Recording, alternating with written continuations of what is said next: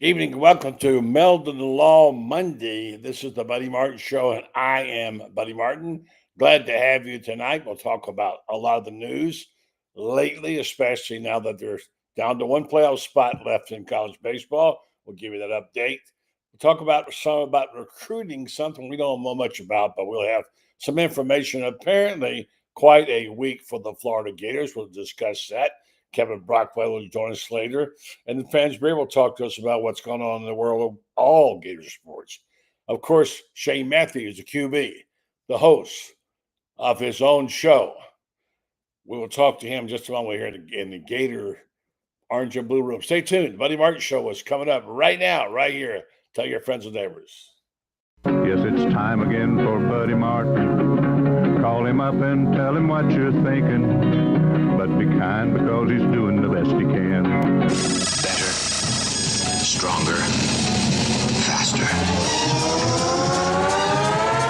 Mama says that alligators are ornery because they got all them teeth but no toothbrush. Hey, what if the voice calls while you're gone? Take a message.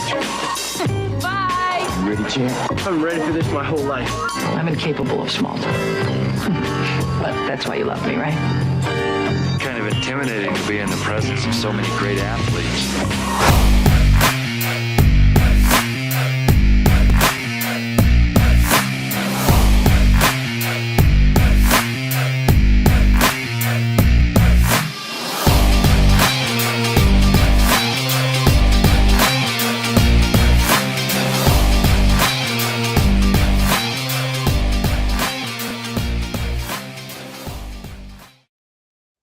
Hello, welcome to the Buddy Martin Show, Meldon Law Monday.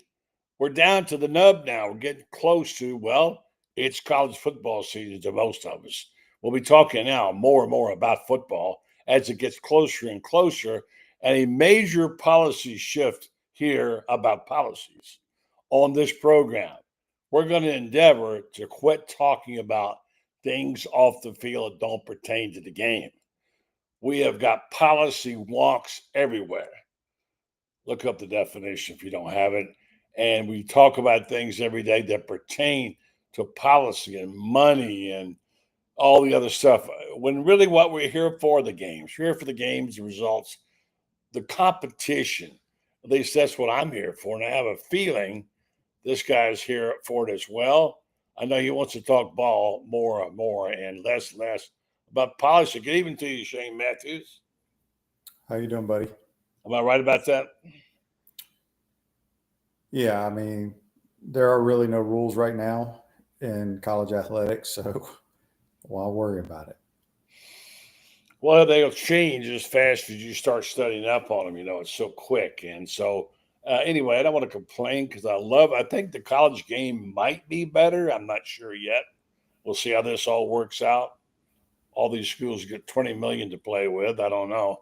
Let's say screw it up, but still not 100% sure everything is like it ought to be. We hope for better, Shane, don't we?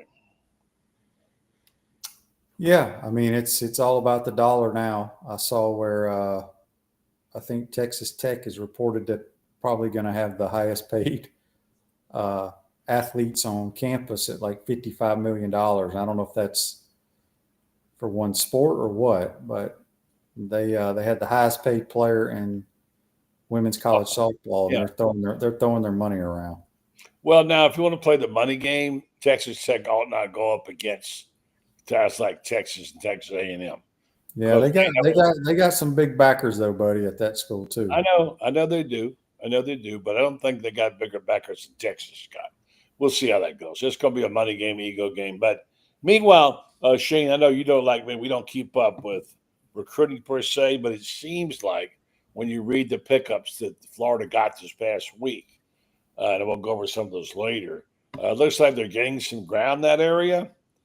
I think I don't really know because I'm not a recruiting expert, but I know they got some big offensive linemen.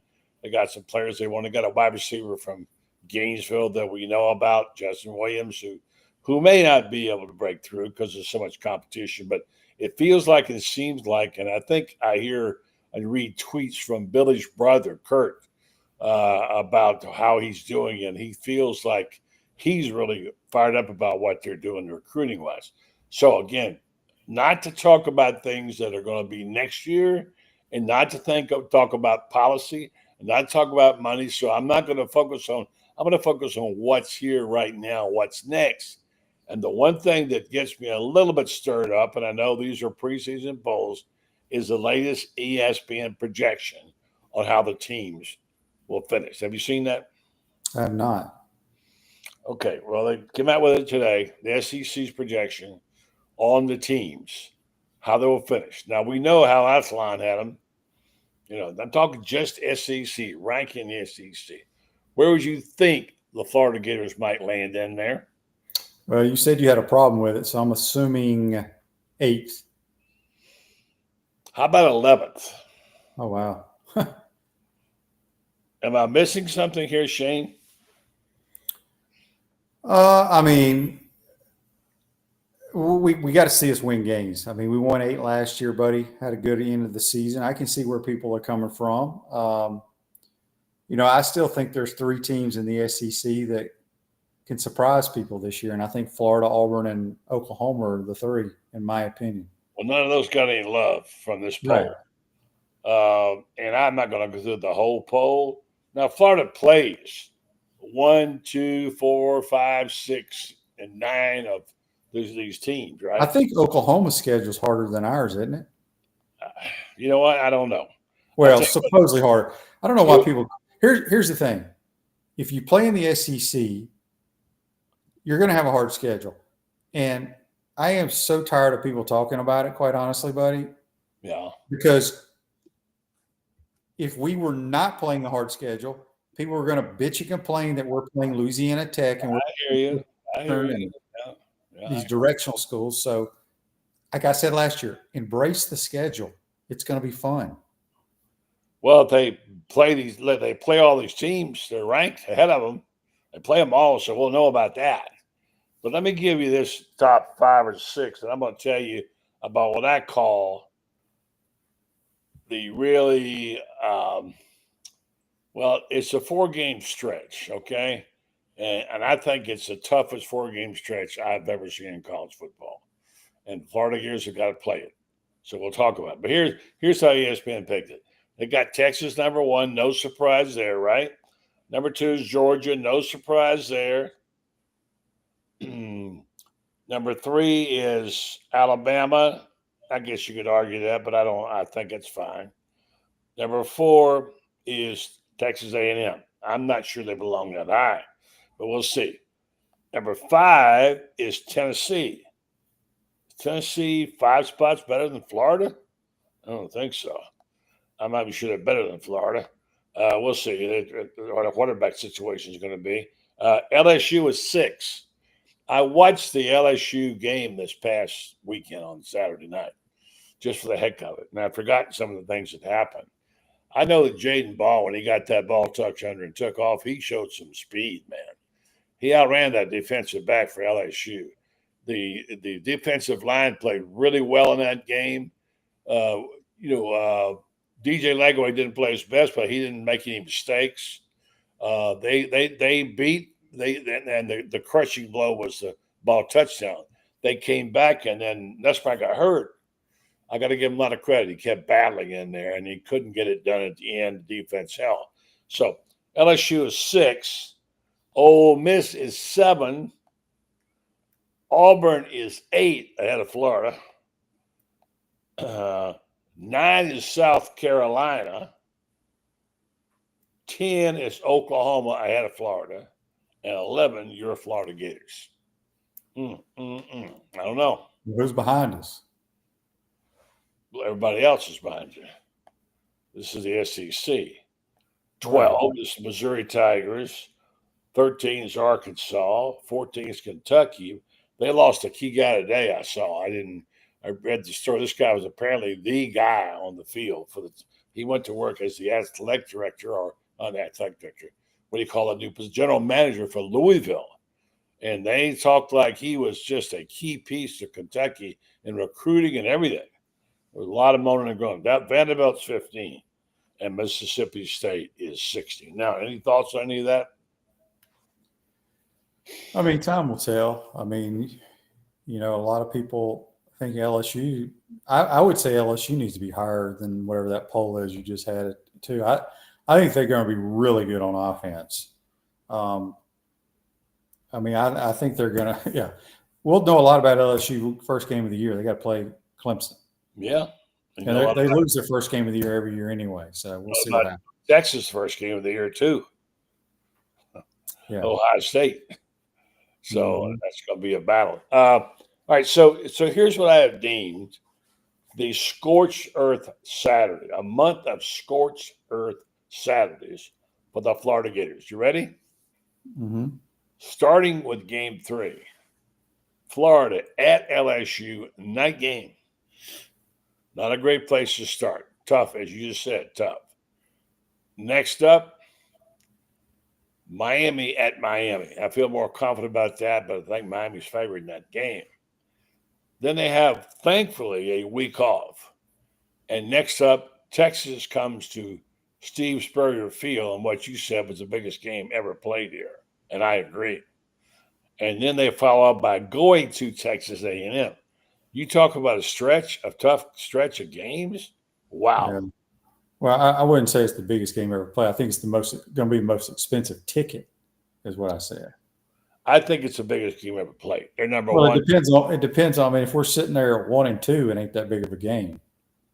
Well, I mean, Texas beats Ohio State and they come to town and defeated ranked number 1.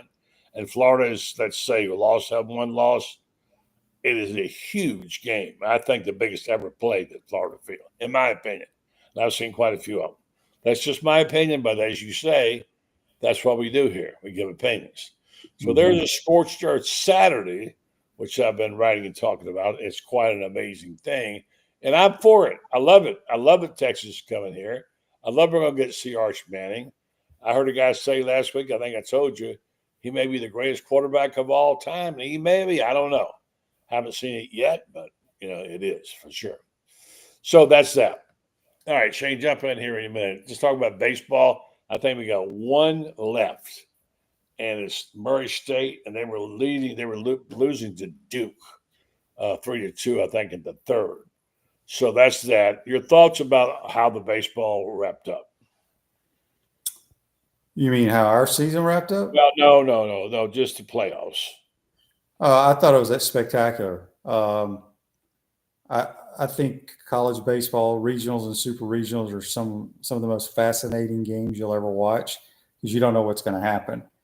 And I mean, there's only I think 2 or 3 seeded teams that are in the College World Series right now: LSU, Arkansas, and UCLA. I think because Louisville wasn't even a top seed in the top 15. Neither was Arizona. I love Coastal Carolina. They're my pick. Them and Arkansas to win it all. They won't be a real popular choice at the. They're the third. JC and I talked about it today. So I think Arkansas is the favorite, then LSU, and then Coastal Carolina. Mm-hmm. They got the best pitching staff in the tournament. Duke and Murray State are tied 3-3. LSU, Oregon State, Arkansas, Coastal Carolina, UCLA, Arizona, and Louisville are headed to Omaha. So we'll see how it turns out. But, I mean, I understand. I'm seeing some stories about Sully getting some good pickups in recruiting.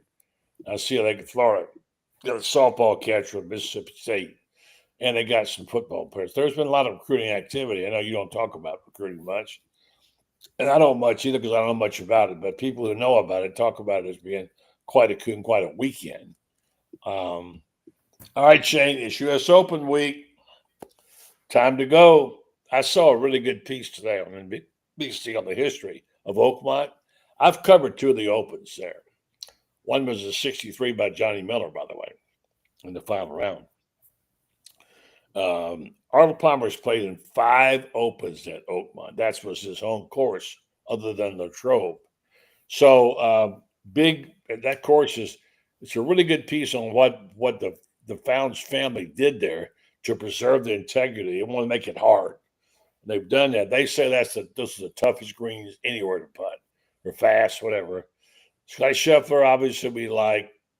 I know we don't have time to make picks right now, but give me some thoughts about who you like. Besides Scotty Scheffler, who do you like? I mean, I like Xander, Colin Morikawa. I kind of like Russell Henley because you got to hit it straight at this golf course. Doesn't matter about your length. Yeah, you do. Yeah.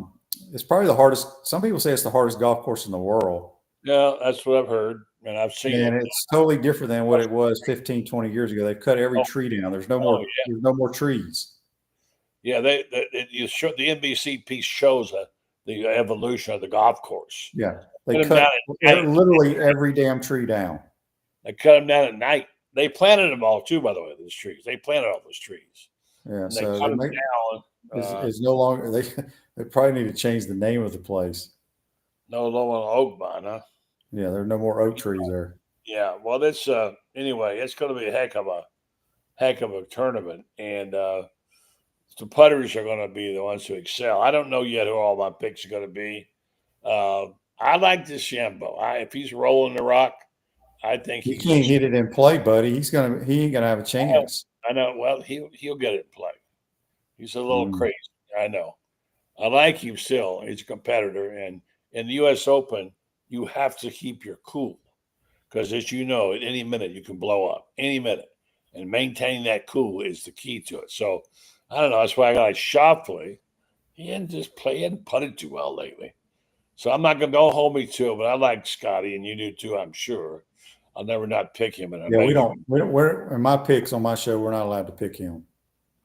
Yeah, I know. I'm just saying who I like. I'm not picking him. I'm just saying who I. So anyway, you and I like golf, and I like the U.S. Open. There's some weird TV times. Have you seen them? I have not. They're all over the place.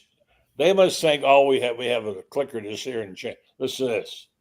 Listen, Thursday on USA Network, all right, in the morning, and the afternoon is the Peacock. You got the Peacock, Shane? I do, but I don't know. That's usually I forgot NBC was carrying it, so they do this every year. Yeah, Friday it's Peacock and NBC, and then Peacock again. Saturday is the USA Network. They like that, and then it's NBC. Sunday, it's NBC, USA Network, and NBC. So, these people, they don't care about the fact we have to jump around every 2 seconds. And if you go play a game of golf and you set your tape and you come back, it's on the wrong channel and you miss it. Anyway, don't get me started on that. But anyway, I love golf and I love the U.S. Open. Be watching it closely. And all right, so we're going to go get our guest here in just a minute. First, I want to ask you about Mullen. Have you heard the comments about Dan Mullen? I have not. What happened? All right. He may be right about this. It's possible. According to what I read just this afternoon on Twitter or X, whatever you want to call it, Dan Mullen says UNLV facilities are better than Florida's. He said what? And UNLV's facilities are better than Florida's.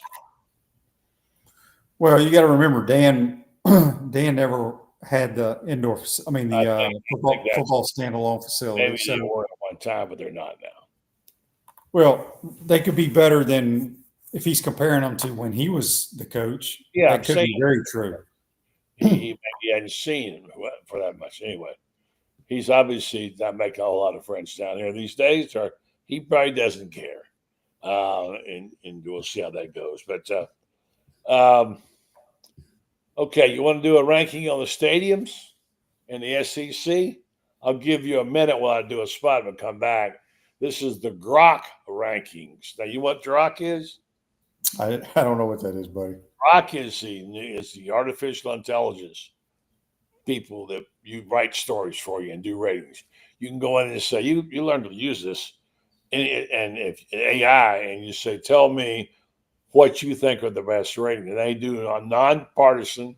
They gather all the data and they do the research. They give you their answers. You can ask them anything. You can ask them to write a story for you. Write me a story about Shane Matthews, the greatest quarterback in the history of Florida football, and they'll write it for you. This is artificial intelligence. Shane, I don't think you're ready for this. I'm But not. anyway, but it's interesting to see what an independent. Will they do a show for me without me having to be there? Probably. Yes, they could do that. We should try that one day. We should just to take over, boys. But artificial intelligence is the future, from what my son Brendan tells me. I'm not exactly thrilled about it, but because it flies in the face of journalism, which is the integrity, supposedly. Man, I wish they'd had that when I was in school. I'd be like, write this paper for me. Believe me, they're doing it. But they have detectors now; they can tell if you read. So yeah, that's what he'll write a letter for you. He'll do anything for you. It's like $5-6 a month. Shane, you need to come in and do your laundry. That's what you need to do. I'm learning all kinds of stuff on the Buddy Martin Show. We're trying to keep you up to speed. I'll tell you what else you can learn. If you need an attorney who's got not just the knowledge and the skill, but also the heart and is a Gator and through, someone who's shown his loyalty and continues to support the University of Florida like nobody, is the official injury law firm of the Florida Gators. And the guy everybody loves, Jeffrey Meldon.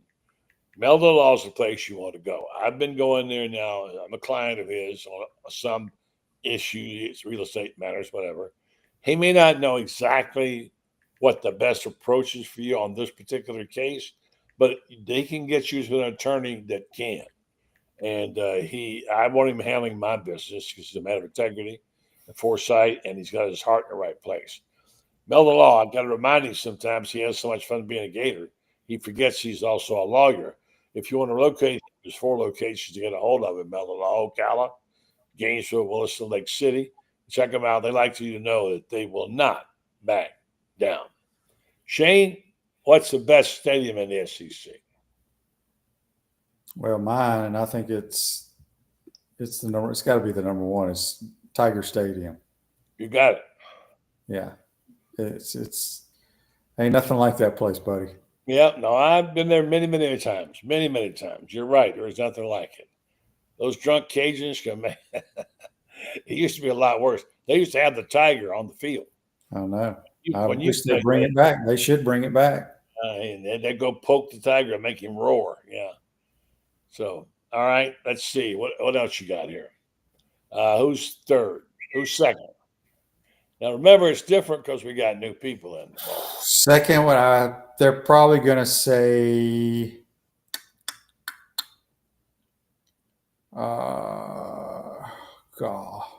Alabama. Nope. Georgia. Nope. Auburn. Nope. Florida. Nope. Texas. Nope. Tennessee. Nope. Jeez, who have I left out? Texas A&M. Oh, the Aggies. Yeah, it's an impressive atmosphere. I will say that, but I don't know if I agree with that. But I haven't spent a lot of time at Kyle Field, so I'll give them that one. Now, number 3 they got this. I think it's because of the capacity. A lot of these are about capacity too, by the way. They have 101,915 Neyland Stadium or Neyland, depending on how you want to pronounce it. It's a cool venue too, especially when they get the Rocky Top going. Yeah, it is. It's a cool venue.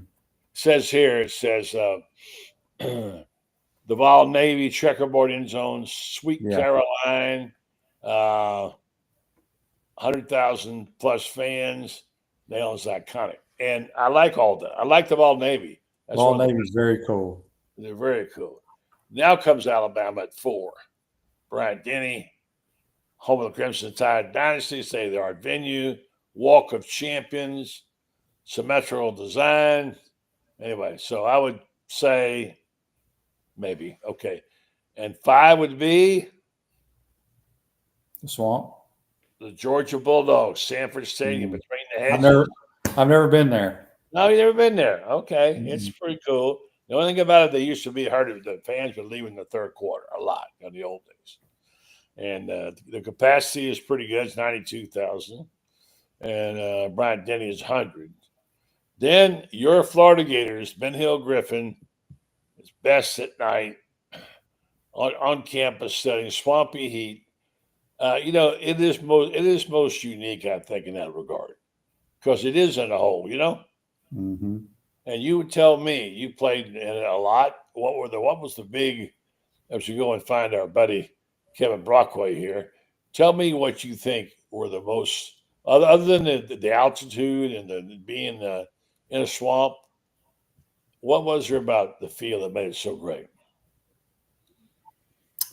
I think it's what I like about it. It's not symmetrical. I think that makes it kind of cool. I think it being kind of not really underground, but you know what I mean. Yeah. And how close it is to the field. Proximity, yeah. That because our sidelines are. I mean, I don't think there's anywhere other than. I'm trying to think. The only other college football stadium I can think of that has hardly any sideline room like ours is Boone Pickens Stadium at Oklahoma State. I mean, you literally you get right out of bounds there, you're going into a brick wall usually, no matter where you are on the field. Yeah. But it's a cool place. Kevin in here. Kevin, this is Grok. AI. Grok they rank the SEC stadiums. Texas A&M number 2. Give me a break. What's other than Johnny football? I mean, history, tradition, or whatever. Every time I go there, it's an afternoon game, and they have, but it's quiet. It's not loud. You know what I mean? And maybe I'm not. No. I would put the Swamp 2 or 3. I mean, with Neyland and with Death Valley. I mean, that to me is those are and Alabama. I mean, and Georgia, I mean, Kirby is complaining all the time because there are no big games there and stuff, and the atmosphere there, and it's bad for recruiting and stuff and everything like that. So, no, the Swamp's got to be a little higher up. I'm not saying it has to be number 1, but it has to be a little higher up than 6. I would put it up there at 3 or 4, in my opinion. I got to give Neyland their due, 101 and almost 102,000. And like Shane and I said, they got the Vela Navy. Yeah. The checkerboard end zones were brought by Doug Dickey. He's the one who brought them along. Yeah. I don't care about Sweet Caroline. I ain't got nothing on Sweet Caroline. I've never even heard that. The Red Sox sing it too. I don't know. Hey, buddy, you're going out of the frame a little bit there. You got to move yourself or something. Yeah, I do. Thank you. Halfway in, halfway out there. Yeah, I get reading here. I get all excited about it. So let me. All right, there you go. Right. There we go. We got you. And then thank you for that. Sanford staying between the hedges 6. Bill Griffin 5. Bill Griffin 6. Swamp is a beast. The Gators. I think you're right, Shane. I think because it's so close, you're on top of people. It's hot. The intensity level when the game gets on the line, the noise level, Shane. I think it might be as loud as any place. I don't think anything compares to Tiger Stadium personally. I would rank the stadiums in probably no particular. Well, I put LSU number 1 hands down, and then it would be Florida, Tennessee, Auburn.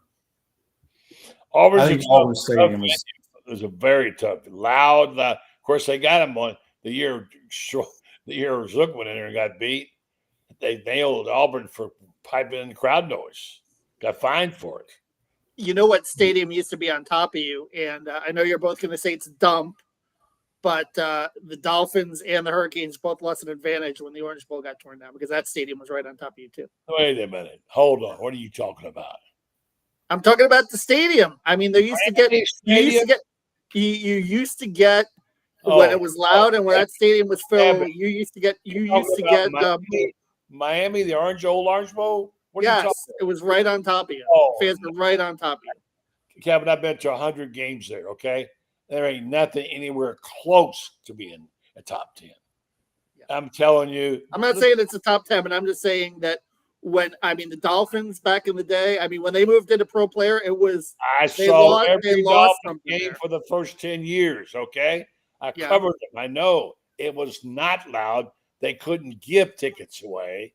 Back in those days, they gave the media 2 tickets. Oh, so you're trying to tell me the Dan Marino game in '86 against the Bears? That Dan Marino came on a little later. I'm talking about the 1980s. Yeah, when the Dolphins were rolling, that place was loud and the fans were on top of you. And the same thing with the Hurricanes. My perspective there, Kevin, that's not correct. I've seen 100 games down there. not even the top 10, let alone it's not. No. Let's get this guy's opinion. I mean, it's just not. I love you, Kevin. I think you're a very smart guy and you know a lot. But that's one thing you are dead wrong about. Miami wouldn't even be anybody there. It's a terrible city for sports. Am I right there, friends? Well, if the Hurricanes and the Dolphins are winning, it's a great city. If they're not winning, you won't find anybody. There's too much to do down there. If the Dolphins and the Hurricanes aren't winning. But Franz, my point is, if the stadium is full there, the crowd is on top of you. But the stadium's never full. It's never full. Back in the day, when Notre Dame, maybe, yeah. They had some games when it was rocking, and it was a pretty cool place. No. And I covered the Dolphins in '76 there, and they were, that was Shoe's first losing season ever. They traded Jake Scott and so forth like that. That was an interesting year. But when I was there in the '80s when they had some good teams and played some good ball games. Yeah. End the conversation. Overall, buddy, if you go during a small stretch, it was like that. Yeah. But it didn't last. What about Doak Campbell? You want to put that in there too? Doak Campbell's just a big crowd, just loud. Okay. No, I wouldn't I would not have them in the top. The discussion here is about the loudest stadiums, the Groks, and it's not loudest, but the best stadiums in the SEC, according to artificial intelligence. Grok. Okay. What did Grok have as the worst one? Vanderbilt or no? Well, I didn't go that far down. Yeah, Vanderbilt, I think might have been it. So. Of course, Vanderbilt. I mean, my gosh. I remember going to Vanderbilt, Shane, when Florida played there, and I remember going in and writing the book at the time, and they had no TV, and they had a radio timeout on the field. It's the only time I've ever seen a radio timeout stop action on the field. Unbelievable. That's what, and everybody thinks, you always got all these games. We didn't get those games on TV.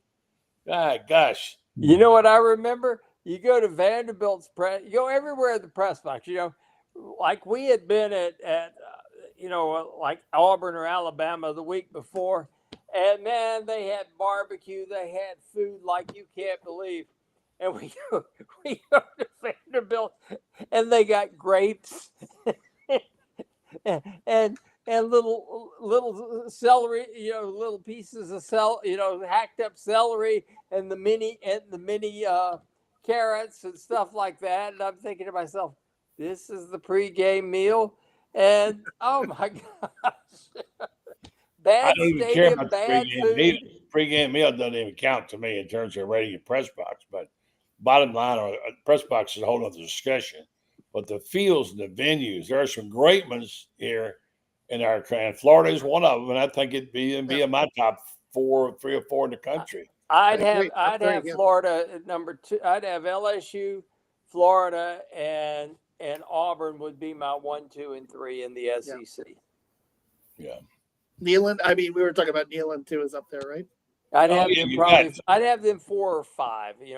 Alabama maybe 4. It'd be Alabama or Neyland would be 4 or 5.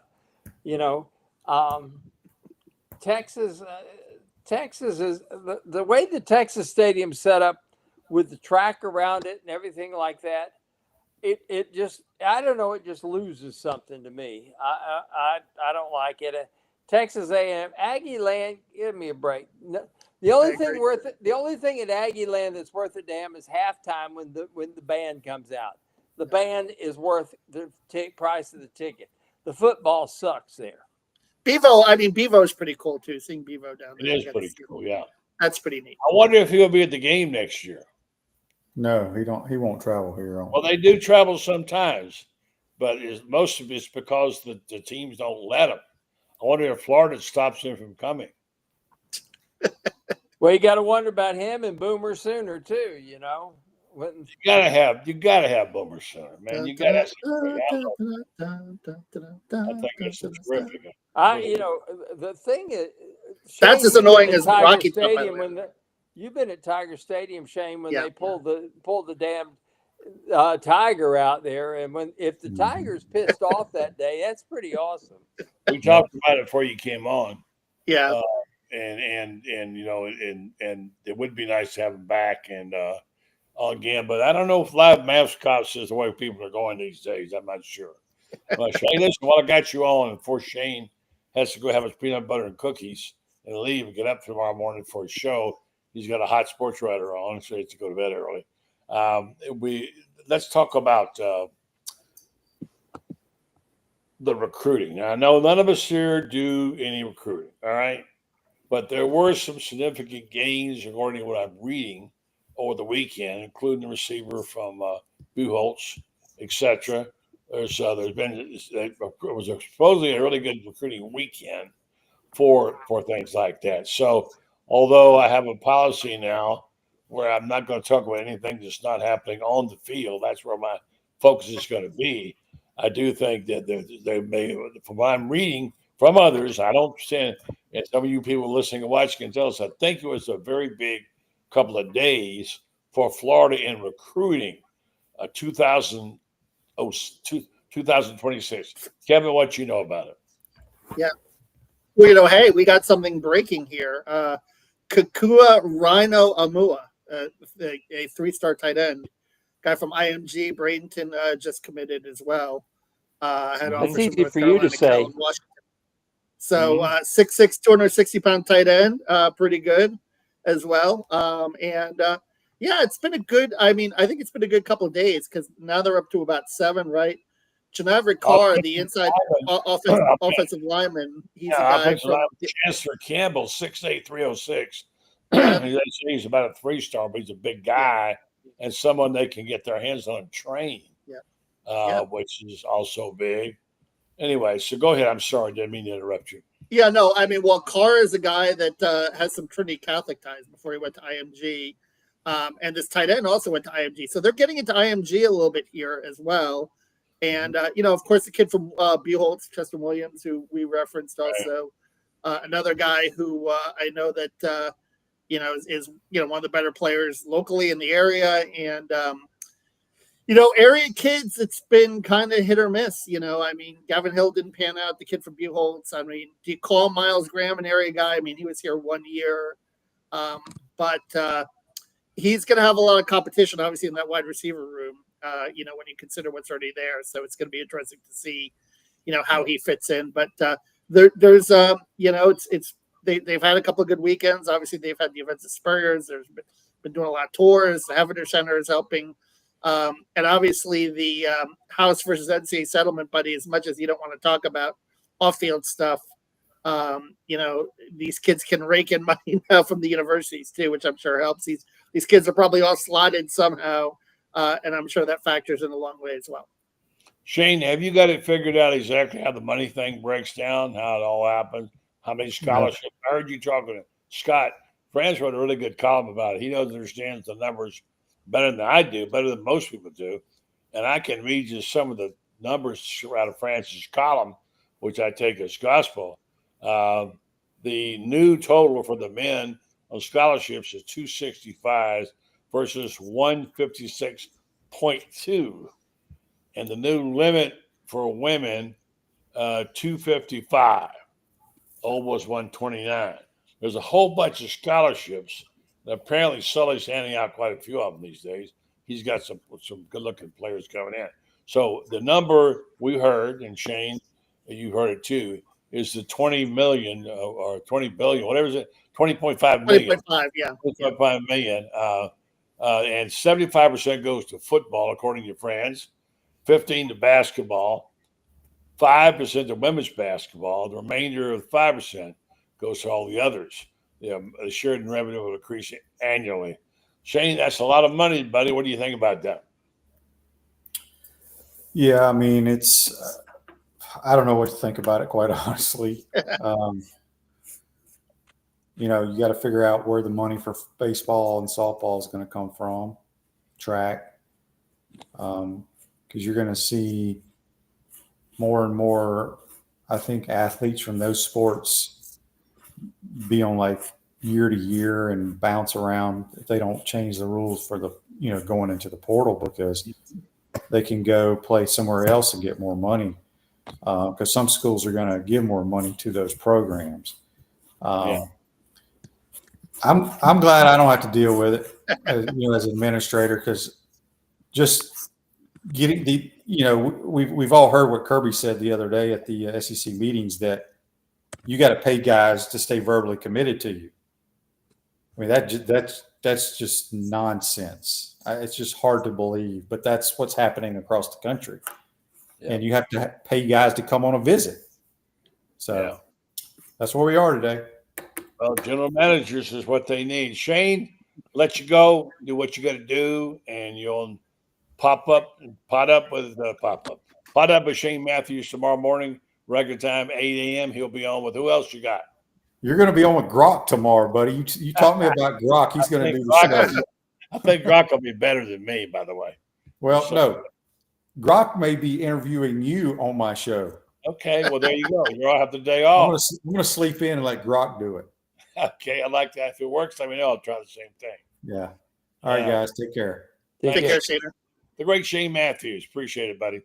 There's a guy right there that started it all. He didn't get enough credit because, France, if you remember how far this thing was down once they had the big cheating scandal with Broken, and Spurrier came in here and picked him out of the crowd.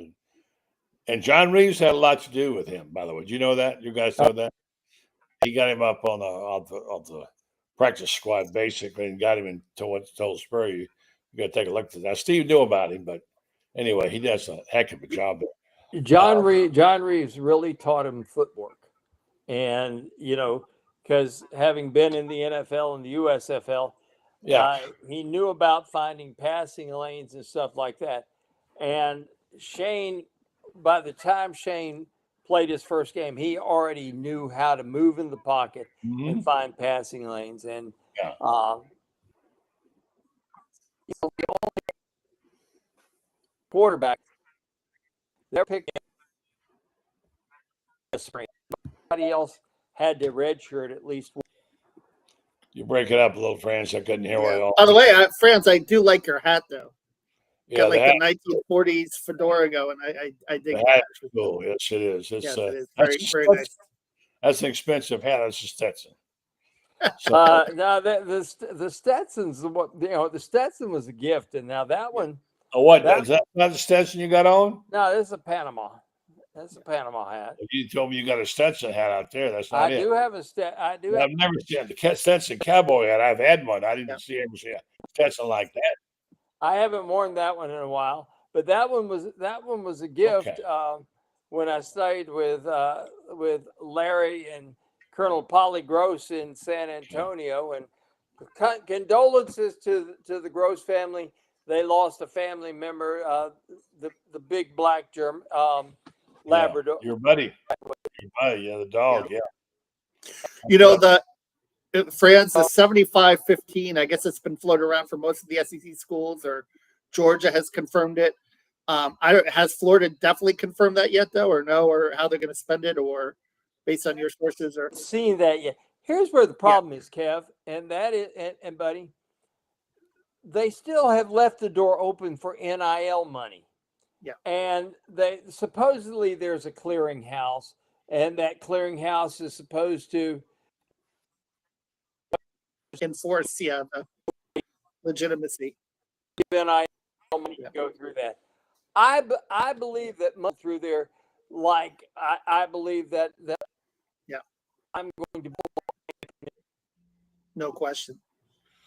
Well, we lost France, but here's my interesting point on this. For as much as you don't want to talk about the off the field stuff, but the one concern that you have to have in this, and it'll be interesting to see, how the clearinghouse is enforced.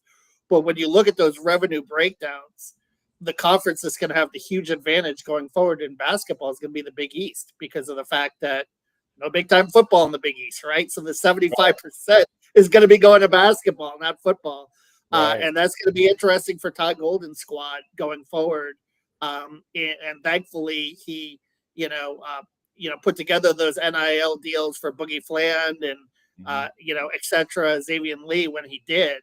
But that's going to be something going forward. That's going to be an interesting story here is how the Power Four conferences are going to compete with the Big East and the basketball realm when the Big East can offer these players more money in recruiting. How about that game against UConn up there in the Garden? That's going to be a great game. Yeah. And Dan Hurley will be looking to get his revenge for sure, buddy. I mean, that's going to be a lot of fun. And it's going to be one of those, since, December 9th. And I mean, MSG has become basically, except for when St. John's plays, it's been a de facto home court for UConn over the years in the Big East. Yeah. Until, obviously Rick Pitino now is St. John's going when they face St. John's, but there will, it will be like a road game for Florida, unfortunately, in that game, unless a lot of those Gotham Gators come out. But you never know. National championship season, maybe you can rustle up some people in the Northeast. But Florida is going to need some support in that building because UConn, obviously, the proximity, the number of fans that can, just drive down from Connecticut. It's going to be that's going to be a really tough atmosphere, as will, Vegas with Arizona too. I mean, those to me are two what you would call road neutral games, right? Neutral games where you don't have something in your backyard. And for Florida, I think that you would like to maybe get a marquee game in the state as well. One of those games where you can play in Tampa or Jacksonville or Orlando, where you can get one of those big time opponents down here. And maybe, who knows, maybe Arizona, that might be one of those situations where they flip it the following year and play a game down here. Yeah, by the way, I want to get Franz on when I ask this. I don't know if I can't verify, but do you know there are only two schools who've won a national championship in football, basketball, and baseball? And that we think is only two, but can you name the one that is? Obviously, I'm trying to think off the top of my head because of football, basketball, and baseball, I think there's more than two, buddy. I think there's a handful that have done it. Maybe. I know there are at least two.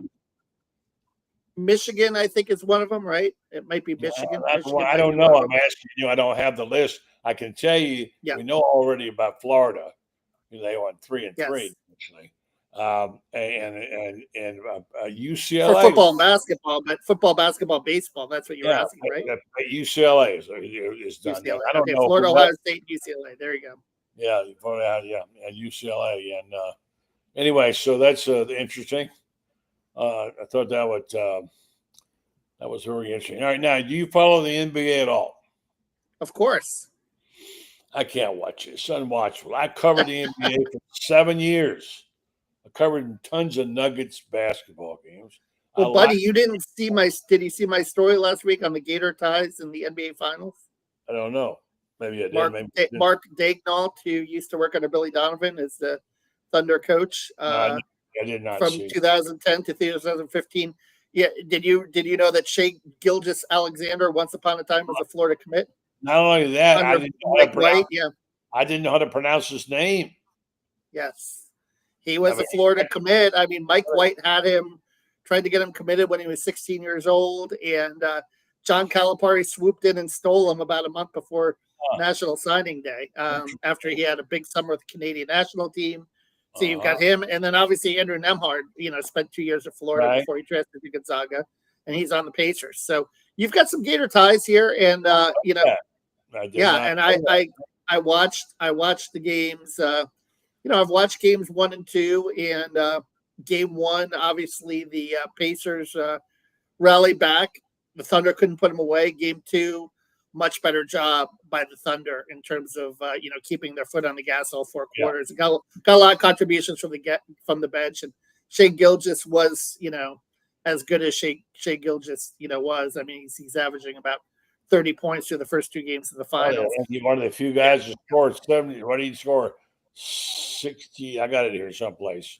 Wrote it down. He put 31 and 31 up, I believe, in the first 2 games, I believe.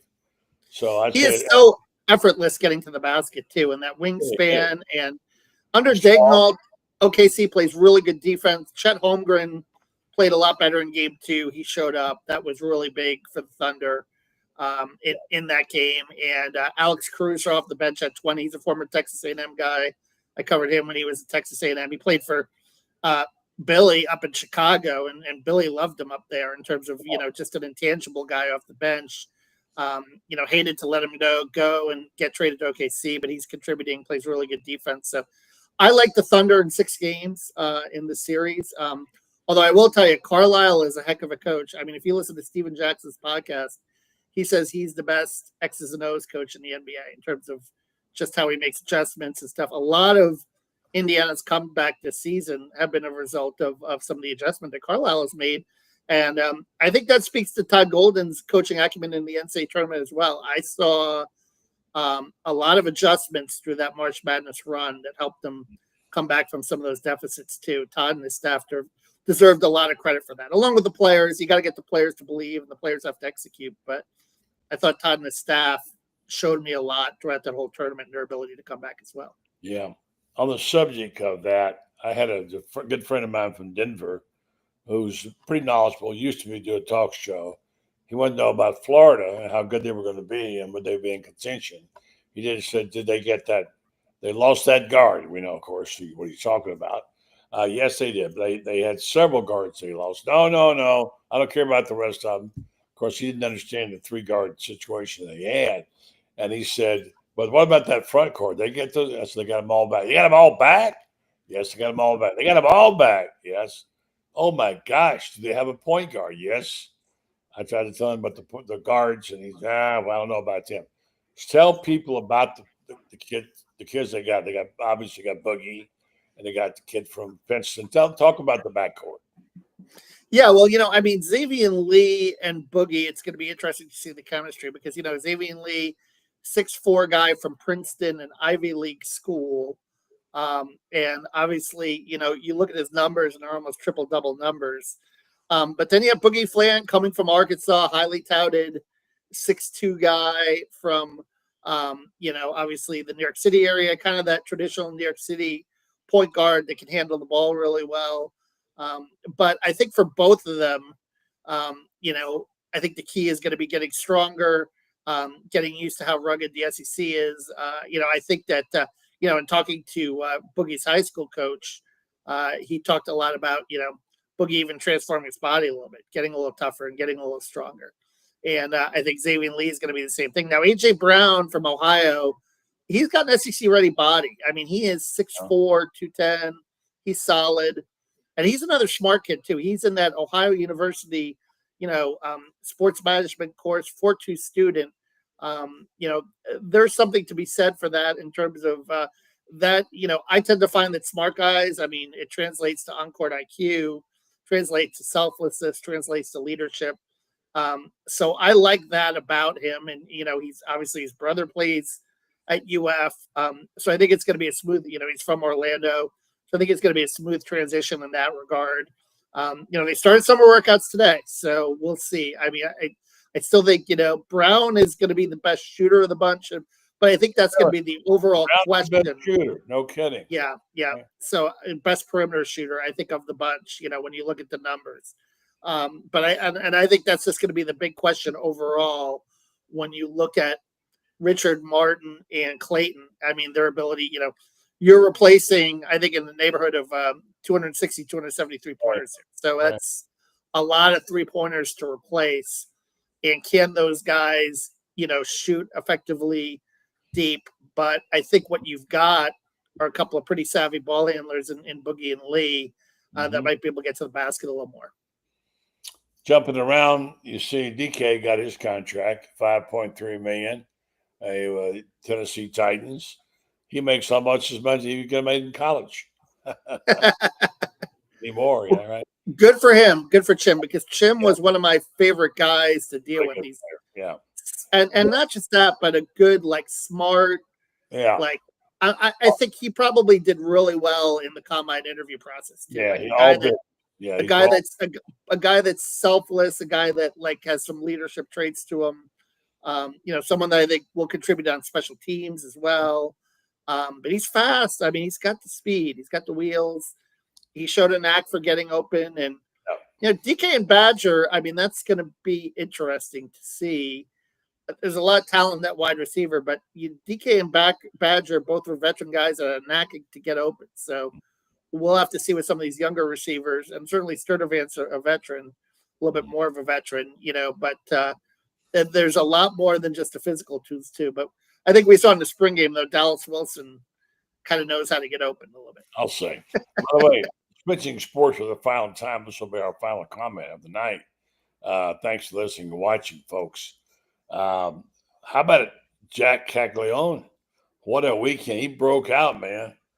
He went 4 for 4, 3 singles, a double. His first multi-hit game for him, for Jack. First 5 games, 2 for 21. His 6th game, 7-5 win over White Sox, and now 4 for 4. So he's beginning to get that. He hit some hard balls his first game. They just got caught, Yeah. As long as that exit velo is going, buddy, and he's barreling up balls and making good contact, I think it's only going to be a matter of time, before we see that first home run too. And I think that will come in bunches too. But for a rookie to go 4 for 4 in a game, I mean, that's that's rarefied air. So that bodes well for him in the future. The fact that he's locked in, he's got a good approach, and I think the big question with him going forward will be what position he lands at. But I think chance for first base down the road. I think that's where he's left to right field or first base. He wasn't a bad first baseman at all. He's tall. He can dig it out, so he could play. Final thing, we got about a minute. You're a Mets fan, right? Yeah. How about Pete Alonso? Tied David Wright for the all-time home runs this past week. Yeah, well, Darryl Strawberry's 10 ahead, but tied second for all-time in the franchise race. But he's going to break Darryl's record this year. And, Pete is locked in, and I think Pete has probably benefited a little bit from Juan Soto hitting in front of him, because Soto's taking a lot of walks. Yeah. He's wearing down pitchers, and it has really helped Pete. But Pete's put some work in, too. He's hitting the ball the other way a lot better than he has in the past. Last couple of years, he'd been a little pull happy, and it seems like this year he's getting behind the ball a little more, driving the ball out to right center field more, driving the ball the opposite field more, and just using that natural strength that he has. He's listen, he was pretty smart in signing that 2-year with the 1-year opt-out. So he's definitely gambled on himself this year. So I would expect if he keeps putting up these numbers, gets 35 homers, his bounce back year from the year before, he'll put his name in free agency, and we'll see if the Mets either resign him for big bucks or he'll go somewhere else. Great stuff from Kevin Brockway, Gannett, and the Gainesville Sun. What's up next? You got 20 seconds. What you writing about? Yeah, no, we're just going to have those football, basketball transfer trackers, a little bit more on the House settlement, how it's going to impact Florida. So those stories will be on the way. Got some tomorrow on DJ Lagway on where he's ranked across the country in different rankings, how he's perceived nationally. Does a great job, folks. Check him out. Go to the Gainesville Sun or Gannett and check out his column. He's a good work, hard-working reporter and excellent writer. Thank you, Kevin. Thank you. Kevin Brockway. It gives us time to go out and say thank you. We lost Franz. We're getting back later in the week. Be busy writing anyway. And then, of course, Shane Matthews. I'll be on with tomorrow morning. Don't forget, 8 o'clock your time Eastern. I'm in the Central time zone. Got to get up early. And we'll be doing tomorrow night. Lauren Meadows will be back doing his show with Brendan on, then, of course, our regular lineup the rest of the week. So I want to say thank you to our sponsors. Appreciate, obviously, Meldon Law doing what they've been doing and their support. And again, if you want to know more about them, you need to go by and see the folks at Meldon Law, because they are good Gator fans and they don't get it coming better. So also, let me just take a minute here to tell you about, hold on, let me get my copy. I didn't anybody see who won the game. Oh, the Rays are still on. They're leading. How about that? They're leading the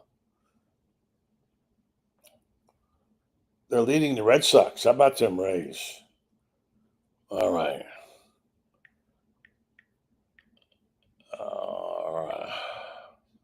Sorry about that. I thought I had my copy out here. When you're your own producer, is what you have to do.